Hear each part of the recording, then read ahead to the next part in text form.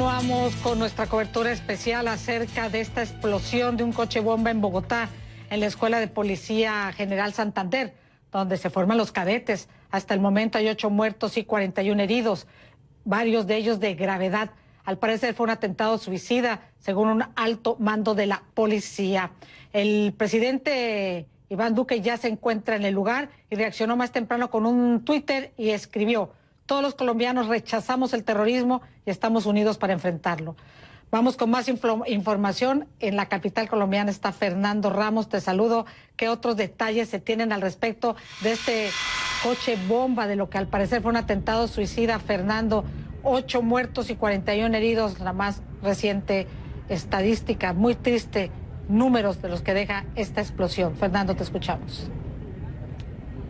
Así es, Patricia, pues mucho dolor y mucha indignación. Dolor en los familiares de las personas muertas y heridas, indignación en la ciudadanía que no entiende cómo siguen ocurriendo este tipo de actos violentos en Colombia. Estoy justo en la Escuela de Cadetes General Santander, en donde ocurrieron los hechos hacia las 9:30 de la mañana, hora local.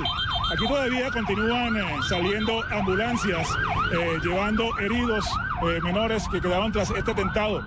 Al fondo están todas las autoridades, el alto mando militar y de policía, y también el presidente Iván Duque, quien está tomando nota atenta de todo lo ocurrido. Incluso continúan las labores de levantamiento de los cadáveres por parte del personal de la Fiscalía en estos momentos. ¿Qué pasó? Inicialmente, hacia las 9:30 de la mañana, Patricia, llegó hasta este lugar un vehículo, al parecer una camioneta, es lo que nos confirma la fuente de CNN. No atendió los llamados de pare, ni tampoco se identificó, y entró de forma violenta, rápida, hacia el lugar, siguió avanzando por la entrada principal y llegó hasta este sitio, que es el centro mismo de la Escuela Nacional de Cadetes de Policía Francisco de Paula Santander. Allí hizo explotar este vehículo, y es por eso que hay la hipótesis de que podría tratarse de un atentado suicida, porque al parecer el conductor del vehículo murió en la explosión, y eso es lo que tratan de establecer ahora las autoridades. El presidente Iván Duque rechazó de forma categórica este atentado, esta violencia que nuevamente sacude al país después de tantos años de terrorismo por parte de los narcotraficantes desde la época de Pablo Escobar en los años 80, después con las guerrillas de FARC y ELN y también los grupos paramilitares que operaron en todo el país. Esto obviamente ha causado consternación, mucha incertidumbre, y la pregunta ahora es, Patricia, ¿quién puede estar detrás de este atentado? ¿A quién podría beneficiar? ¿Qué mensaje se quería enviar? ¿Un mensaje de desestabilización del país? Hay que entender que este es un año especialmente difícil en Colombia, después de ese proceso de paz con la guerrilla de las FARC, que duró cerca de 4 años y medio, y estamos en pleno proceso de transición y de desmovilización de esos grupos. Y ahora lo que viene es también elecciones locales y regionales con otros actores en el escenario, incluso las mismas FARC, que ahora son un partido político. Pero hay otros elementos de análisis, y es que no hay un avance en los diálogos con el ELN y aumenta el narcotráfico en Colombia, Patricia. Fernando, tenemos entendido que el presidente del país, Iván Duque, ya se encuentra en el lugar de los hechos, como ofreció asistir más temprano, después de que reaccionó en un Twitter condenando lo que él llamó este atentado terrorista. ¿Cuáles son las siguientes acciones del gobierno después de lo acontecido allá en la Escuela de Cadetes, Fernando?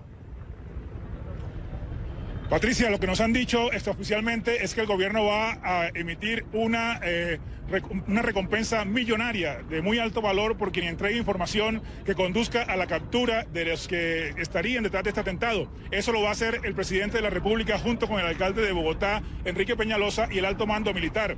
¿Por qué? Porque lo que viene ahora es la etapa de recoger información. ¿Quiénes podían estar aquí? El vehículo, qué origen tenía, las placas y demás, para poder establecer quiénes son los autores, Patricia.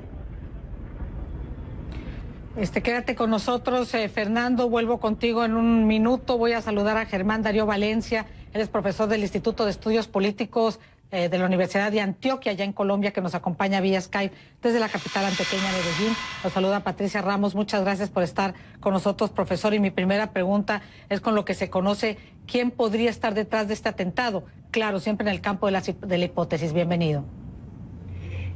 Buenas tardes a todos los que nos ven en estos momentos. Patricia, muchas gracias por la invitación. Yo creo que ahora es un momento de empezar a especular. Hay varias labores, una labor que están realizando actualmente los médicos y las autoridades que ayudan pues a las personas que en este momento encuentran en hospitales y que están en este momento siendo atendidas.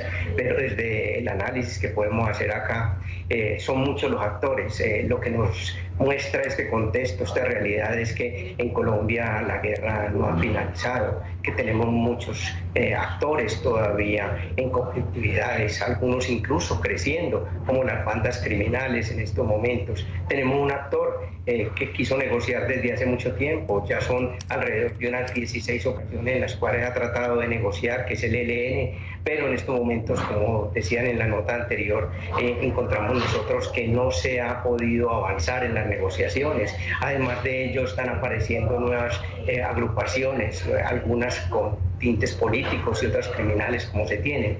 Lo que nos recuerda es que Colombia en la actualidad sigue siendo un terreno en disputa, Germán, en guerra. Germán, discúlpame que te interrumpa. Vamos a resolver un problema de audio. Yo no te estoy entendiendo lo que me estás diciendo. Por lo tanto, es muy complicado poder comprender lo que me estás indicando. Permíteme, estamos tratando de resolver el asunto. Mientras tanto, recapitulo la información. Esta mañana se dio a conocer que en una escuela de cadetes, de una escuela de policía en el sur de la capital colombiana, en Bogotá, explotó un artefacto. Al parecer fue un coche bomba. Todo está por confirmarse. Hay 8 muertos y al menos 41 heridos, muchos de ellos de gravedad. Al lugar ya llegó el presidente de Colombia, Iván Duque, que más temprano, mediante un mensaje de Twitter, dijo que pues condenaba este atentado terrorista y que todos los colombianos estarían unidos para combatir el terrorismo. Germán Darío, vuelvo contigo. Gracias por tu paciencia y retomo la pregunta. Si quieres, por favor, resumirla. Él es profesor del Instituto de Estudios Políticos de la Universidad de Antioquia, que nos acompaña desde Medellín. Y te preguntaba los posibles escenarios acerca de quiénes podrían ser los autores materiales e intelectuales de este atentado. En Colombia recordemos que todavía hay una guerrilla activa, el ELN, está también el narcotráfico, un proceso de paz con las FARC aún no totalmente culminado. Germán Darío, te escuchamos. Bienvenido nuevamente. Muchas gracias, Patricia. Espero que en esta ocasión sí se escuche bien.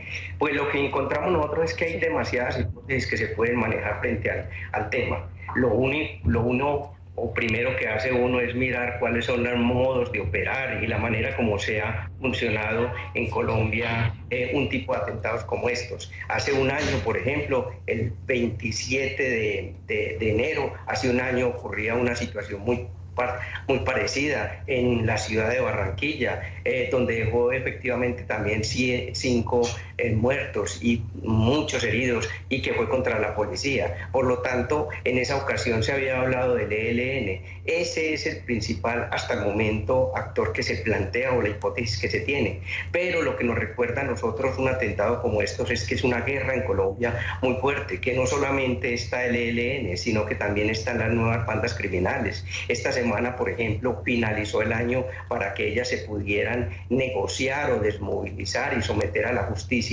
en Colombia, y puede ser también de fruto de eso, o también de otros actores, bandas criminales. Hace 8 días estábamos escuchando, y esta semana, la muerte de alias El Guacho, una disidencia de la FARC que no se quiso desmovilizar y que también podría estar en esta situación. Lo más probable, como plantean las autoridades y como se está especulando ahora, es una actuación del ELN, y esto nos recuerda precisamente que estamos en un país que todavía está en guerra, una guerra con múltiples actores y con múltiples intereses, una guerra que pensamos nosotros sí había reducido porque sacamos el actor tal vez más antiguo por un lado, y además con el mayor número de combatientes, pero nos quedan otros actores. Nuestra guerra, la guerra colombiana, una guerra en la cual hay muchos actores y muchos intereses, y cualquiera de ellos podría ser muy bien el que pudiera estar interesado, pero dado el modus operandi y la manera como ha actuado y la situación en la que tiene hoy con el ELN, es lo que plantean como hipótesis mayor frente a esa pregunta que usted le hace, Patricia. Germán Darío, ¿y cuál sería el mensaje de hacer este atentado precisamente en una escuela de policía, donde estudian, donde se reciben los más importantes oficiales precisamente de esta entidad considerada, por cierto, pues de gran valor en Colombia?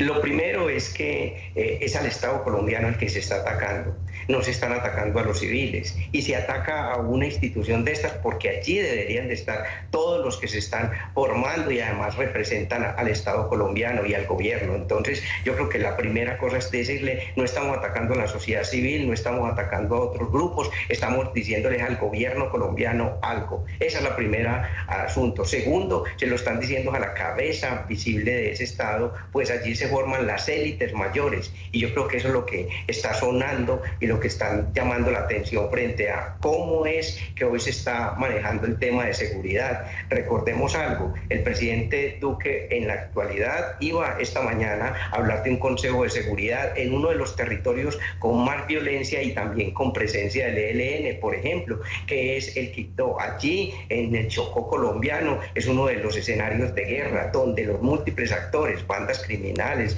las guerras nuevas se están dando por los recursos y también hay presencia del ELN. Entonces puede ser un llamado frente a esa actuación que estaba haciendo en estos momentos Iván Duque, pero también encontramos nosotros una presión frente a las fuerzas militares. Recordemos, actualmente con el ELN se lleva un proceso de paz, pero el gobierno le ha dicho desde que se sentó en la presidencia que solamente negociará si estas acciones bélicas de terrorismo, como son por ejemplo el secuestro, los atentados, los desplazamientos, se eliminan.